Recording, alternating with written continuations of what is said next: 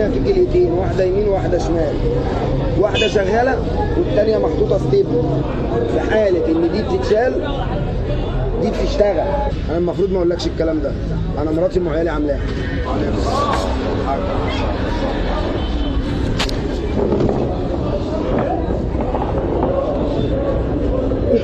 اخوك حماده او اخوك ابو محمد او اللي يعجبك اللي يطلع من صلى على النبي عليه الصلاه والسلام.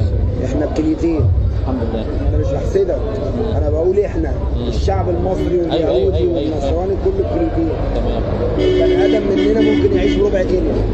الراجل ده اكبر مني ويعرف الكلام ده، والكلام ده دكتور اللي يقوله لك.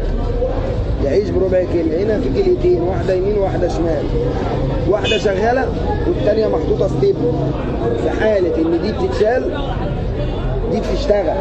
دي بتتشال اللي هي شغاله الاساسيه معاك، اللي هي نسبتها في جسمك 70 60%، واللي في المية بتفضل فين؟ بياخدوا اللي هي ال 70 وبيسيبوا لك الباقي. انا هعمل ان انا بعدل هدومي وبتاع، بس هوريك الجرح. يعني هعمل ان انا بعدل هدومي بس هوريك الجرح. خلاص مش لا انا بعدل هدومي.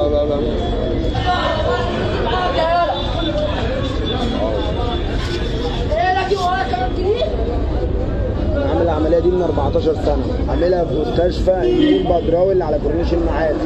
اسمه عارف ان انا بعمل محضر تبرع الشهر العقاري، عارف ان انا بعمل اقرار بالتبرع، نسبه نجاح العمليه 98%. وزاره الصحه عارفه ان انا بتبرع للراجل ده، بس ما يعرفوش ان انا باخد فلوس. لو عرفوا ان انا هاخد فلوس بتعمل لي تجاره اعضاء، انما على الورق قدام الحكومه انا متبرع، بس الفلوس بتبقى بيني وبين المدير وبين الخزنه او حد من اهلي. واصل لك؟ هنا لو انا جاي لوحدي بقول احط القرشين بتوعي في الخزنه بتاعت المستشفى. انت فصيله دمك ايه؟ انا ايه؟ ايه؟ طبعا ديت من بقي لودنك، من بقك لودني. بمعنى مش متاكد فعلا هي لا ايه ولا انا مش متاكد، بس انا زمان قالوا لي ان انت ايه. سيبك من زمان، انت ممكن تكون امبارح ايه وتيجي اسحب لك النهارده تطلع اوه. فعلا؟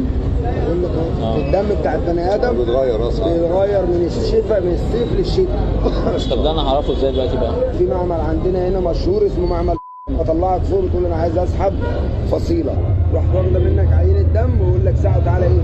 تعالى خد التحاليل. الفصيله تعالى استلم، يطلع لك كده اهو يا باشا. واصلين الامانه وصوره بطاقه الراجل وادي الفصيله اهي. فصيلته ايه؟ بي هتقول لي طب الواصلين دول انا